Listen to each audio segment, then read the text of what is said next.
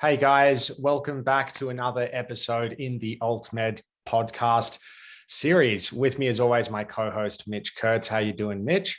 Very well, thank you. Good to be back. And very special guest today, who hails from the Bellingen Healing Center. It is Dr. Gull Herzberg.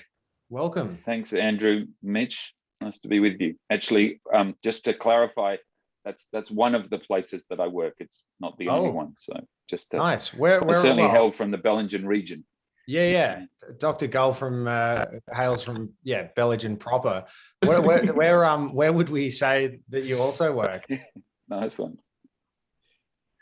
Well, I've got the main practice is in coughs at Southern Cross Medical Specialists. So if anyone was actually going to try and find me, that's where they would. But I like it. Very cool. Just up the road.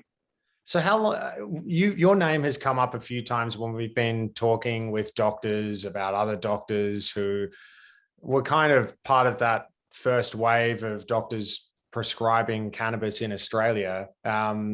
Maybe can you talk to us about your background and how you fell into this space and your interests? Sure.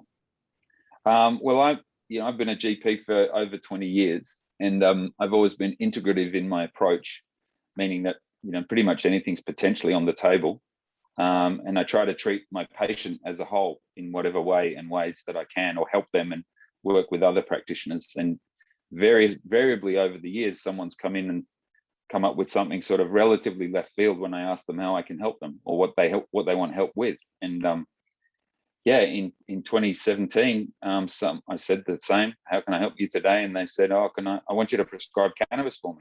I'm like, what? I can't do that. And they told me, yes, you can. So I looked it up. Turns out I could. I mean, it wasn't that easy back then. It's much easier now. But I was very interested in that because I've known a lot of people that use cannabis in a various ways, and it was quite clear that it was helping them. Usually mood-wise, I didn't really know people with pain issues at that point, or not that my patients were telling me. But anyway, I kind of followed that, did a course that was down at NAAM in Melbourne, College of GP approved, and basically went, from there to there. Just rolled with it, and here we are 4.5 years later. That is definitely. Yeah, seems like the integrative space has taken it on, particularly, I'd say, more so potentially than other areas of medicine these days. We see NIM has really, become kind of the forefront of the scene in terms of, approving doctors and all that. And it seems that it's kind of found its way from alternative medicine, but tracking into conventional medicine. Would you say it's reaching that point yet, or do you see cannabis getting to that point at any time in the future? Oh, I can see it certainly getting there. I mean, I'm a doctor officially, and I prescribe cannabis as a medicine alongside, all the other things that I do.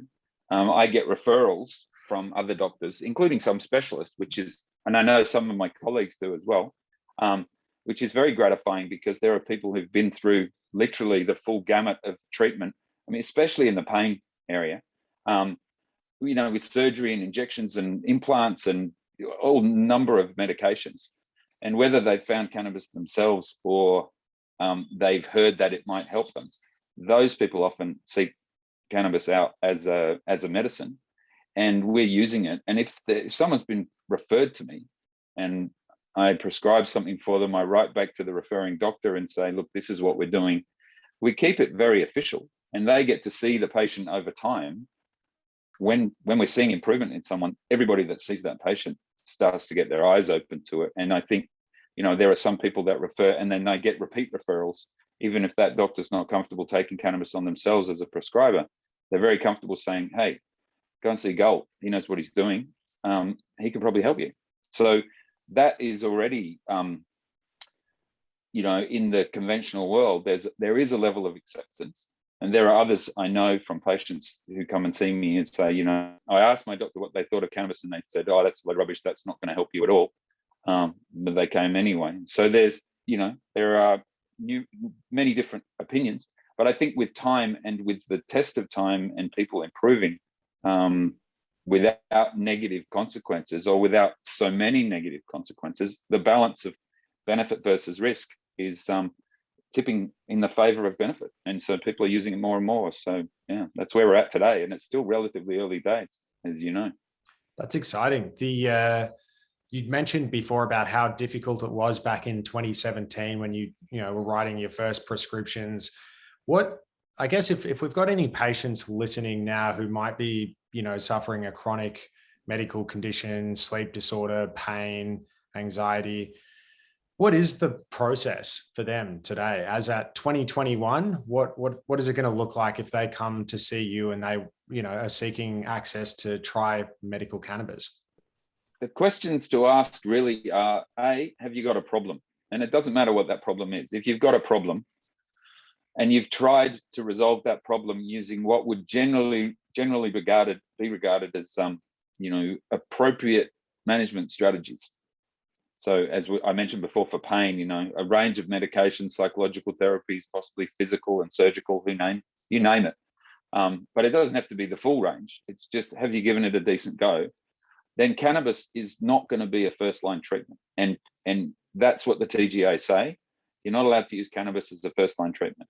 So once it's second or third or fifth or 10th line, that person is in the right room. So pretty much everybody that I see has already been through a huge range of things. If they come and see me and they've got a letter from their GP or some health summary, which gives me corroborative evidence. So they don't just come and say, hey, doc, I've got back pain. I've tried all these things and I just take it on face value. That's a bit harder for me to work with. If I've got corroborative evidence from other health professionals that I can put in my notes, that's auditable, that there's no question this person has gone through this process, they're in the right room. We can get started straight away. And most of the time, people that I see have got all that with them. We work out, what their problems are, what they've tried, and what sort of cannabis products might benefit them. And then we just dive into their understanding of cannabis. So it's actually not that difficult.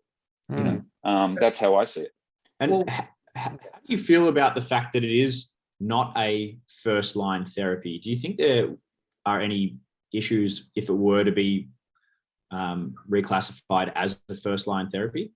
Yeah, I mean, that's, it's a bit of a political hot potato. I mean, one of the things, there are many who think that cannabis equals THC, equals getting stoned, equals psychosis. It's bad and nobody should ever touch it. There's a group like that. And some of those people are probably in positions of significant influence in legislation or, policy. Then there are another bunch of people that can see that it probably doesn't do too much harm. And I don't know what the stats are in people using cannabis in Australia generally, but most people have tried cannabis without any serious negative effects. It's about 1 in 10. But because it's not a pharmaceutical. Yeah. I mean, so that's a fair number of people. But I think for something to become really acceptable in the medical world, it's really got to tip a long way. I mean, there's some stat about a research finding being published in the medical literature taking 17 years to reach frontline day-to-day use in the medical world. Now, that was probably, pre-Google, but it's still, we're talking about a relatively conservative and cautious mindset appropriately, because we don't want to hurt people. And I think that the sense that cannabis can do damage is something that stops a lot of people from using it or prescribing it. With time, I think that will probably change. The legalities of driving is a really big issue. We may touch on that. So there are reasons why people wouldn't want to use or wouldn't use cannabis first. That may change over time. I mean, in this country, it's illegal to use it recreationally as well. So people can't access it. Either you access it illegally or you get it through a doctor. They're the only options. I think as time goes on and more people are aware of what benefits people can get from cannabis and the broad range of things that cannabis is, then it will, again, probably tip more and more in the direction of broader acceptability. Yeah. And how, as an integrative doctor, I'm sure you're probably across a lot of different types of medicines, a lot of different herbal medicines. How do you find cannabis compares to other integrative medicines that are maybe a little bit I don't want to say left field, but you know, not Panadol, let's say. I mean, cannabis, you know, cannabis as an entity has got many, many subcategories. So it can be very, very powerful. You know, a high THC indica style, you know, relaxing flower or oil that someone uses for the first time to help them sleep when they've tried lots of things, you know, valerian, melatonin may not have helped them very much, temazepam, you know, a range of things. And then they find a cannabis product that really helps them drop right in and get a really good night's sleep. You know, those people come back and go, oh, wow, that is amazing. And, you know, some people definitely find that. And I mean, when you ask me how I find it, it's really what my patients tell me. So, but like I said, one of the great things from my perspective about being a doctor is that I don't have to choose between something I can get, you know, from a health food shop or over the counter at a pharmacy or a prescription. I can prescribe or recommend any or all of those things. And that's in terms of things that people will take, not to mention, you know, psychological approaches and physical activity and a range of things. You know, the work in trauma is huge these days with somatic experiencing. That's really coming to the fore. And cannabis has a role in that as well. I mean, there's people do very much better very often when they're using cannabis, it seems, than when they weren't. I've seen that numerous times. So from my point of view, in the integrative medical world, and that's the beauty of being integrative, that it's not like, oh, I don't do that because I'm an integrative doctor. It's like, what's that? You know, curiosity is a lead philosophy in our approach. And it's like, you know, as I said before, is it safe? Is it accessible? Is it useful? Does it suit this person? What evidence do we have from other people that it's good? And that's the thing about cannabis. The evidence is, the anecdotal evidence is overwhelming. Yeah. And the you know, the medical literature evidence is, depending on how you read it, at least favorable. But it's really interesting to see most of the studies that I've looked at, they tend to just lump cannabis in as a single unit. And that's just like, you just can't do that. I mean, you know, you guys know, I'm sure, you basically have to do a study on a single product or a single set of molecules or a single molecule, yeah, which is very difficult to do.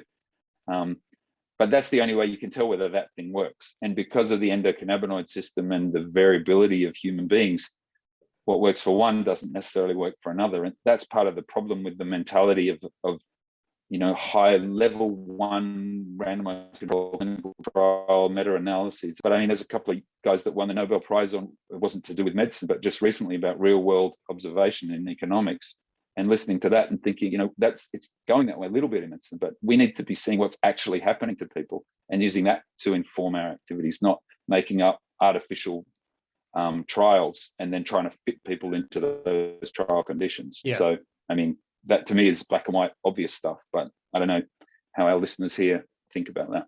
Yeah, well, I've got a question for you as a prescriber, just around, you know, I think when cannabis is prescribed, a lot of doctors would think of either CBD or THC.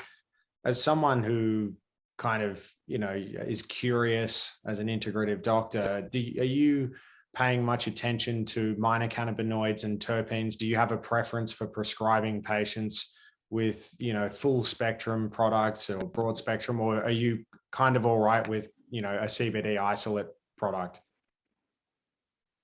Oh, look, good question. I mean, you know, as I say to my patients, you know, press here for the cannabis talk. And when they do, and I explain to them, we know it grows as a flower, and the main cannabinoids we talk about are CBD and THC, and we talk about them because we know about them. I would even say, Andrew, that I wouldn't use the term minor cannabinoids, because I think at the moment that's sort of like being judgmental about, you know, THCV. So let's say there are a range of cannabinoids and terpenes, and we know next to nothing about most of them individually and how they work together. There are people working on those. On the, you know, what does each one do in very specific sets of circumstances. But I definitely bring, you know, to even the cannabis naive completely, I make sure they understand that whatever I'm prescribing, even if we go for a THC dominant or a CBD dominant product, that there are other cannabinoids and terpenes in that product that are also influencing the effect. And one product, as I always say, when you've had one medical cannabis product, you've had one medical cannabis product. You haven't had another one. So even if it looks like it's the same, it isn't. And I'm very interested in cannabinoid and terpene profiles. There are 140 cannabinoids and over 200 terpenes. I'm not really across all of those at the moment, but I am actually building a database that hopefully will help us track the way that those different molecules work in the real world over time. But I'm very keen to, as I said, inform my patients about those concepts. And then, with CBD, I do sometimes prescribe CBD isolate, but rarely. Usually I let people know that they're available. And one of my favorite case studies is a woman that's just on CBD. But usually I prescribe a broad spectrum, as I call it, CBD oil. There is no such thing really, except for Amazon John's Formula 51, as far as I know, as a full spectrum product, because to get all 140 cannabinoids and 200 terpenes into a single product, you'd have to extract from all known varieties and put them all in the same, and probably a great thing to do. Yeah. Broad spectrum, I say, that's up to, but not including THC, because that means that it doesn't have the issues with driving as much as possible. And each one, many companies in Australia provide oils that are like that, and each one of them is going to be different. Yeah. And so how we work with that is, we'll try this one now based on, cost or availability, see how it goes. If it's good, great. Always discuss indica and sativa, and some people have heard of that, and it's really, that's the terpene profile. That's what makes them different, nothing else. So if it puts you to sleep, it's an indica. If it wakes you up, it's a sativa. And most of the products are kind of in between. But as a clinician, that's hugely useful to know that sativa product that will wake them up and probably make them, or possibly make them more anxious. And, those paranoia kind of problems that people can get with cannabis are likely to be, too much sativa in someone that's too anxious, too young. So very important to be able to differentiate those. And that comes down to the entourage effect of those products. Yeah, well, so that's how I look at it. And I know that's tip of the iceberg stuff. Yeah. Well, when we think about it, indica and sativa are just different ways of expressing chemovars. So, based on where they were grown at different latitudes, essentially. But it's interesting the way you say when you've tried one product, you've tried one product. We think the same thing. It's like if Andrew said, do you want to go grab a drink this evening? And I said, yeah, let's go get some ethanol. That's how we think about THC. And it's, do you want rum? Do you want whiskey? Do you want a beer? Obviously with therapeutic effects, not just recreational, but there's quite a difference between having a shot of Bacardi and having, a Belgian beer, for example, or a red or Penfolds Grange. There's a world of difference between those products. And I think people are starting to realize that cannabis comes in all those forms as well. Depending on those terpene and just cannabinoid profiles. But in saying that, do you have a favorite cannabinoid if we're treating them all as equal? Is there one that you come across that you're like, that's my secret sauce? That's where I like to go. Well, I mean, it's no secret. I really recommend that all of my patients use CBD. Because I've seen so much benefit from. Sorry, getting crazy here. So much benefit from CBD over the years that I just want to let people know that that's what they should be using. Sorry, getting attacked here. You can probably see that. Anyway, that's life in the fast lane, isn't it?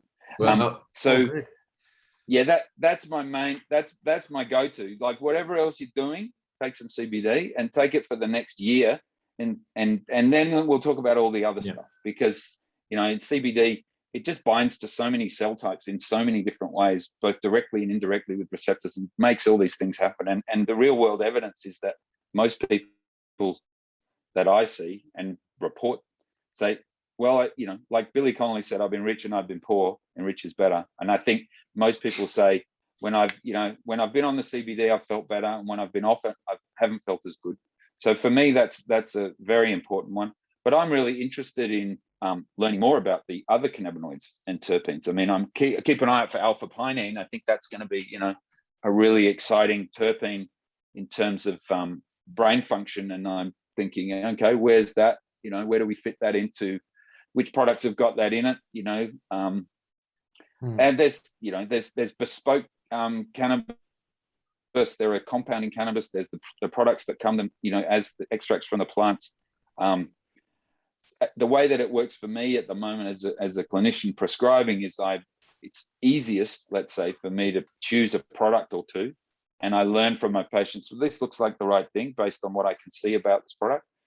And then I learn a bit about it from my patients, and then I'll use it more and more in other patients and build a bit of a stable. And I've that's the way that it works. So I'm holding back on my favorite cannabinoid, because I think there will be, as we learn about them, there will be different settings. I'm keen, Sure. And if any of your listeners are interested, I'm very keen to kind of build a system that can help us identify what this person needs right now. And integrative medicine could do that pretty well as well. So we're adding cannabis products to that stable of patient need. It's interesting that alpha pinene is actually quite prevalent in some hoppy beers that have those sort of pine needle notes.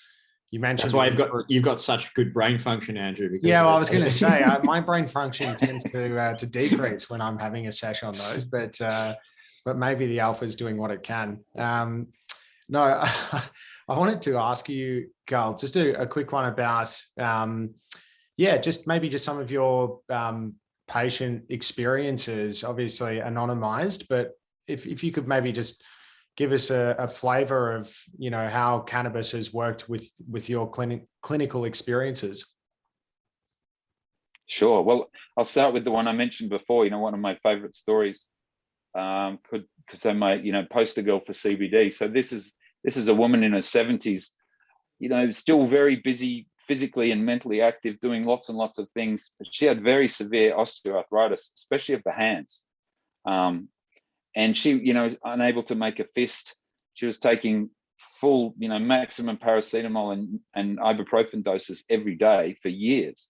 She was doing okay with that because it wasn't causing her any negative effects, but it wasn't giving her the benefit that she needed, but it was giving her enough benefit that she wasn't going to stop it. Anyway, she heard that cannabis might be helpful. She came to see me after discussion, and she heard the whole cannabis story. She's like, you know what? Just give me the CBD. So this woman is on, as far as I remember, she's on 25 milligrams of CBD per day, what we would regard as a very low dose. Months down the track, she's no longer taking Panadol or Nurofen at all. She can make a fist, and she is really well. And that's just, one cannabinoid, as I say. So you asked me what my favorite is. It's like, well, that's pretty hard to argue with. Yeah. Unfortunately, that doesn't happen to everyone. So sure. For whatever reason, she was doing a whole lot of other things well, and that the way that interacted with her took her to where she needed to be. So in terms of cost and benefit, that's wonderful. Yeah. At the other extreme, so I have a number of patients, and that one in particular, metastatic cancer, a lot of pain, nausea, in and out of treatments still. And this person's got, they've got a regular CBD oil, they've got a sativa type, like a daytime oil and a nighttime oil, and a daytime flower and a nighttime flower. And sometimes those flowers have been unavailable from the distributors at different times. So I've prescribed extra ones for them. So, this person's got sort of 7 or 8 cannabis products potentially at any one time in their medicine cabinet. And they use those extremely well. So we check in every month or two, and they do very well with them. They're able to keep their other medicines, which they really don't like to take because of side effects, to a minimum. And unfortunately, when they go to hospital from time to time, which they do, they're not able to use them either at all or anywhere near as much. And then they kind of come out, and then back they go onto their cannabis products. They're getting a bit better. The hospital's getting a bit better at allowing them to use them. But that's kind of from the simple, the first story that I told, to the very complex. And this person's very experienced with those products now, and is able to use them as needed at different times of the day or week when they want to just kind of check out be comfortable on their own and get a good rest, they do. When they want to go shopping, they use something else. Obviously, they don't drive when they've got THC on board too. And that's kind of, it kind of sounds a little bit like the way people use it recreationally overseas, where they have one for different moods or environments that people go into. I'm actually curious as well to know, we talked about this briefly before the podcast, but smoking cessation. Now, we've talked about smoking cessation in terms of people coming off tobacco, for example, and using CBD, things like this. But an interesting thing you were talking, and I might let you talk about it, is smoking cessation within cannabis to cannabis. So I'd love to hear just a little bit about that. Yeah, I mean, I've seen that with a few of my patients. It's not necessarily the main reason for the consult, but I do see people that come in and literally say, yeah, I smoke 50 bongs a day. And, that's not recreational, that's medicine. That's like 300 milligrams of Seroquel kind of use. And very often they may be using some tobacco with that, yes or no, but most people that use that would much prefer not to be, both for cost, legality, and sheer logistics. I mean, how do you fit that into your day? So coming back to CBD, what I've found is that I get these people on CBD because almost invariably they're getting lots and lots of THC and a range of other cannabinoids and terpenes. They're not getting any CBD because most of those chemovars have very little to no CBD in them, which is a magnificent molecule that actually, can help other things work much better from an entourage effect. Yeah. So I've seen patients do extremely well. And in fact, that's one of my other, real success stories, although it's not a pure extract of CBD. So a broad spectrum CBD oil that doesn't contain any THC. I have one patient who's on that, who has basically, she is no longer smoking self-sourced cannabis at all. She is just using that CBD oil. And I use the term CBD oil correctly there because it is a CBD oil. So there, I've seen that work more than once. I don't know yet if that's going to be like anything in medicine and in cannabis medicine. I wouldn't be able to say, hey, if you smoke a lot of cannabis and you want to stop, come and see me and we'll stop it. But I think there are many sides to that.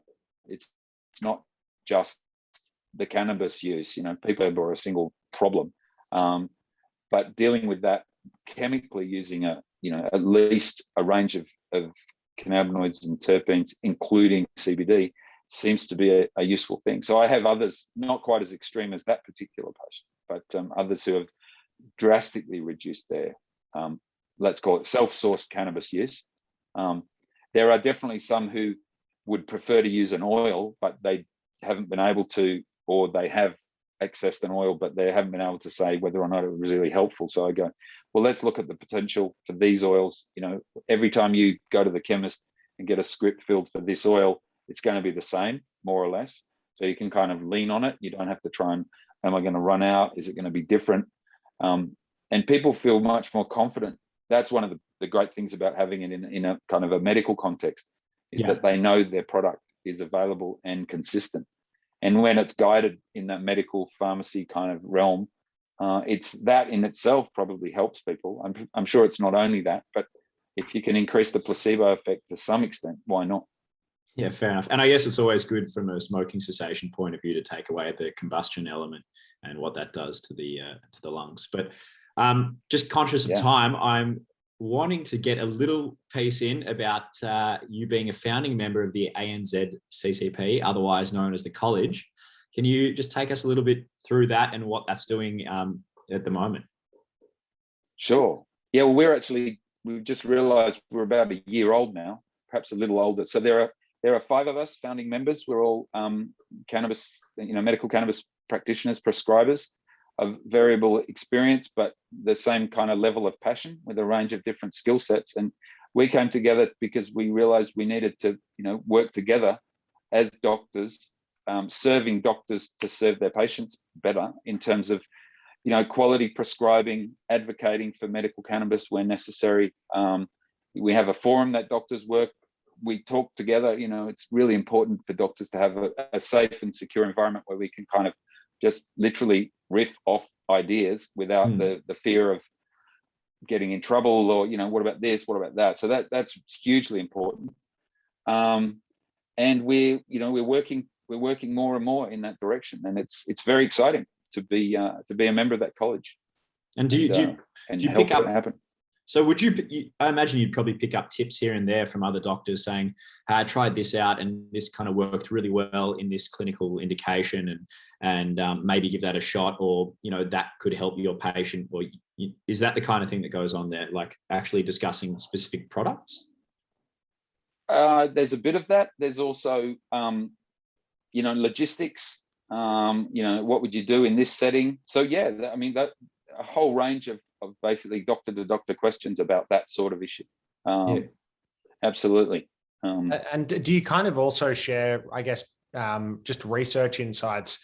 We know there's a lot of unknowns still in medical cannabis, and part of the reason that people seem to be interested in trying it is, you know, not least from some anecdotal evidence that seems to be quite prevalent. But do you guys follow the, you know, I guess the latest research that's coming out in medical cannabis?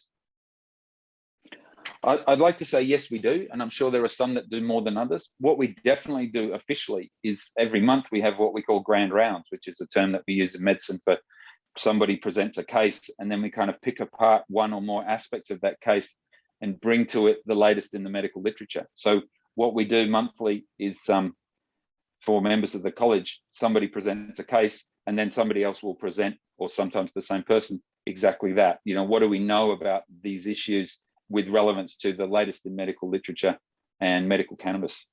So, there's so much going on. I mean, I get emails, every few days, here's this, here's that.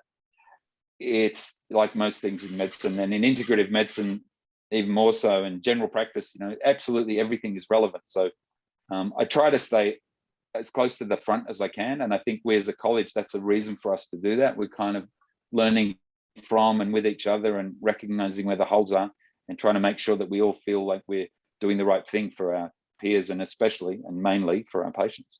Well, it sounds like there's a lot of information in that, and almost enough to put together some kind of resource that might. Oh, help. Absolutely. Yeah. Yeah. If you want to give us a hand with that, we'd be happy to accept it. We're as usual, time and resource poor, but but the data is pouring in. Yep. Yeah. Well, we've got a couple of hands here. We can always help out with a bit of transcribing if you need. But I'm just conscious of time. I know you're a very busy doctor, so I will end possibly on this last question that we like to ask sometimes our guests, which is, do you see a future with adult recreational use in Australia? And if so, what do you think the timeline is on that? Great question. The societal political environment in Australia obviously is unique to Australia. The pressures, lobbying, and on policy and legislation is, there's some of it which is kind of obvious, and a lot of it which isn't. And I think we'd all be, aghast if we really found out who pulls the strings over what happens in this country, yes or no. So I think a lot of the reason why cannabis isn't already, recreationally legal is it doesn't really have anything to do with its safety. But many of us know that anyway. So I couldn't begin to predict the timeline, because as usual, the more that it looks like it's going that way, the lobbies that don't want it to happen will probably get stronger and be even cleverer in their manipulating of whatever it is they need to manipulate. But I would think that eventually, as I've done before, the balance will tip. But given how things are in Australia at the moment, barring a massive shift in that direction, it's going to be a decade or more, I would think. I mean, CBD over the counter notwithstanding, but how's that going to work?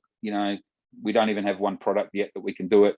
Yeah. It's all, where's the evidence, all of that stuff. So that's how I would, predict it at the moment. Brilliant. Well, I think that's about all we have time for today. Andrew? No, that was great. It's 4:20, so it's as good a time as any for us to all sign out. No, Gull, just wanted to say thank you very much. It's been an absolute pleasure just sort of picking your brain and getting your insights in your day-to-day clinical experience as a doctor, and really excited about all the work that you're doing with AZCCP. So yeah, thanks so much for your time. It's a pleasure. Great to talk to you guys, and thanks for putting this out so people can learn more and benefit more from cannabis. Indeed. Terrific. All right. Appreciate it. Pleasure. Cheers. Talk soon.